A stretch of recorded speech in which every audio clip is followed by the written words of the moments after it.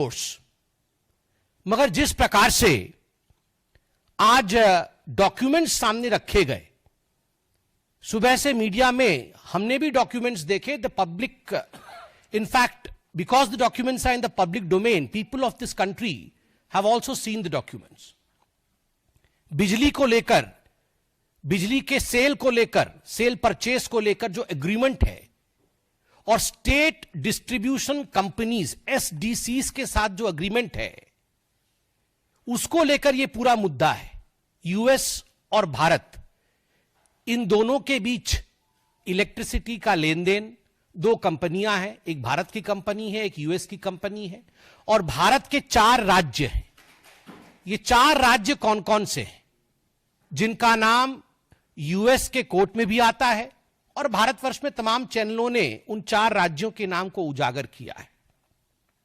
यह पूरा मामला जुलाई 2021 से फरवरी 2022 के बीच का है।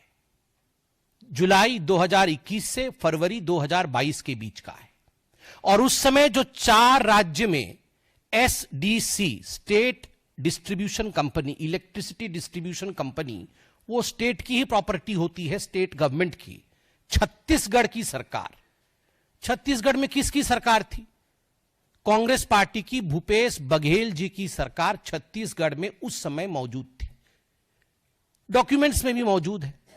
उस समय आंध्र प्रदेश में, जहां सबसे ज्यादा लेन देन के विषय में चर्चा हुई, दीज आर ऑल एलिगेशंस, ये जो तथाकथित लेन देन के विषय में बातचीत हुई है, सर्वाधिक आंध्र प्रदेश में हुई है। किसकी सरकार थी आंध्र प्रदेश में? क्या भारतीय जनता पार्टी की सरकार थी? नहीं। क्या हमारी समर्थित सरकार थी? नहीं। किसकी सरकार थी? वाईएसआरसीपी की सरकार थी। उस समय तमिलनाडु में, क्योंकि तमिलनाडु का नाम भी इसमें आता है, उनके स्टेट डिस्ट्रीब्यूशन कंपनी का नाम आता है। किसकी सरकार थी? डीएमके, आपके सहयोगी स्टालिन जी की सरकार थी, डीएमके की सरकार थी। उस समय उड़ीसा में किसकी सरकार थी? बीजेडी की सरकार थी। तो स्वाभाविक रूप से ये चारों राज्य जिसका जिक्र डॉक्यूमेंटेशन में सामने आया है, यूएस में सामने आया है, उन चारों राज्य में ना तो हमारे मुख्यमंत्री थे और ना ही हमारी समर्थित सरकार थी, कांग्रेस और उनके सहायक दलों की सरकार थी। और आज राहुल जी ने अपने प्रेस कॉन्फ्रेंस में कहा है कि उन्हें कोई आपत्ति नहीं यदि किसी भी पूर्व मुख्यमंत्री से या उनके पूर्व नेता से पूछताछ हो, तो ठीक है, भूपेश बघेल जी से पूछताछ हो, हमें भी कोई आपत्ति नहीं है।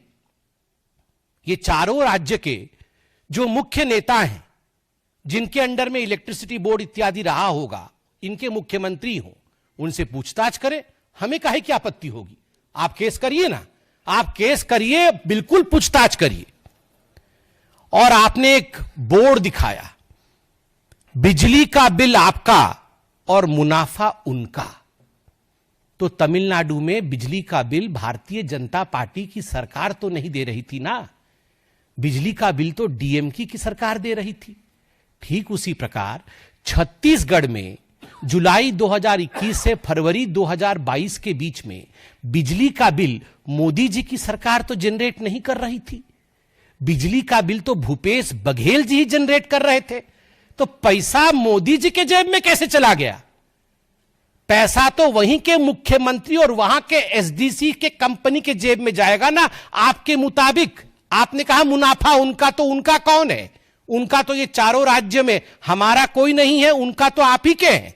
तो इसका जवाब राहुल जी आप दीजिए। राहुल जी ने आज बार बार कहा मोदी जी की क्रेडिबिलिटी खत्म हो गई, मोदी जी आज से क्रेडिबल नहीं रहे, अडानी के पीछे मोदी जी खड़े हैं, इसलिए आज से उनकी क्रेडिबिलिटी ग्लोबल स्तर पे खत्म हो गई। राहुल जी कान खोल के सुन लीजिए, ये मोदी जी की क्रेडिबिलिटी को समाप्त करने की चेष्टा और कोशिश कोई आप पहली बार नहीं कर रहे हैं। सन 2002 से मोदी जी की क्रेडिबिलिटी को ध्वस्त करने की चेष्टा आप, आपकी माताश्री और आपकी पार्टी लगातार कर रही है। मौत के सौदागर से तुम नीच हो, पाकिस्तान में जाकर मोदी को समाप्त करना है, से चौकीदार चोर है तक ऐसे 100 गालियां मैं गिनवा सकता हूं जहां आपने कहा कि मोदी की क्रेडिबिलिटी खत्म हो गई है और मोदी के इमेज पर डेंट पड़ गया है।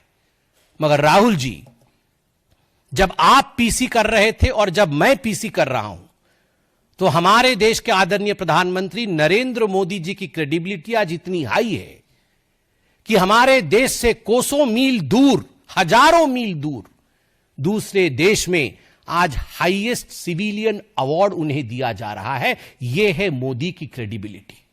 ना मौत के सौदागर से मोदी जी की क्रेडिबिलिटी पे डेंट पड़ा, न चौकीदार चोर है कहने से मोदी जी की क्रेडिबिलिटी पे डेंट पड़ा, क्योंकि देश की जनता जानती है कौन क्रेडिबल है और किसकी क्रेडिबिलिटी नहीं है।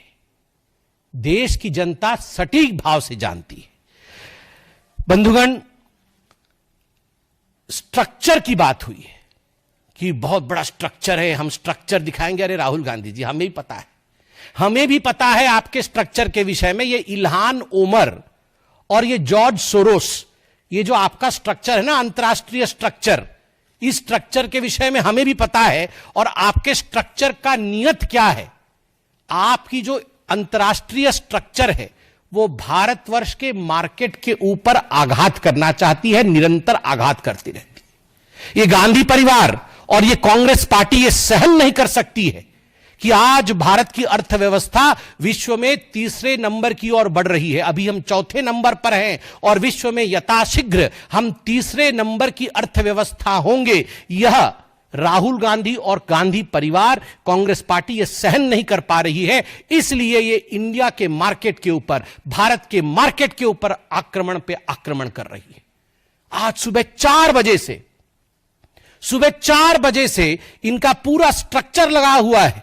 ट्वीट करना, सोशल मीडिया में इन्फ्लुएंस करना, अंतर्राष्ट्रीय मार्केट में एक मैसेज देना और इंडिया के मार्केट को गिराने का प्रयास करना। लगभग 2.5 करोड़ निवेशक, छोटे निवेशक, जिन्होंने अपनी पूंजी, कम धन का निवेश, अपनी पूंजी जिन्होंने शेयर मार्केट में लगाया था, आज उनको भारी नुकसान झेलना पड़ा है। छोटे निवेशकों को, लोअर मिडिल क्लास के लोगों को, 2.5 करोड़ लोगों को, माफ करिएगा, 2.5 करोड़ लोगों को यह झेलना पड़ा है। यह आप निरंतर जो भारत के मार्केट के ऊपर कई प्रकरण रहा है, इससे पहले भी आपने कई प्रकरणों के माध्यम से भारत के मार्केट के ऊपर हमला करने की कोशिश की है, ताकि मार्केट डिप करे, मार्केट गिरे और इंडिया की इकोनॉमी पर अटैक हो। और राहुल जी, आपने आज कहा कि अडानी के पीछे मोदी है, तो हमारा भी सवाल है, यदि अडानी के पीछे मोदी है तो क्या कारण है कि कांग्रेस के सरकार के समय, भूपेश बघेल जी के सरकार के समय छत्तीसगढ़ में 25,000 करोड़ रुपए का निवेश अडानी की कंपनी ने किया? क्यों लिया आपने 25,000 करोड़ रुपए का निवेश जब आपकी सरकार थी छत्तीसगढ़ में?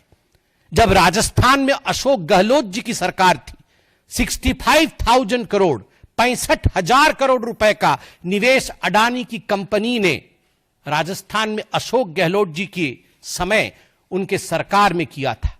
क्या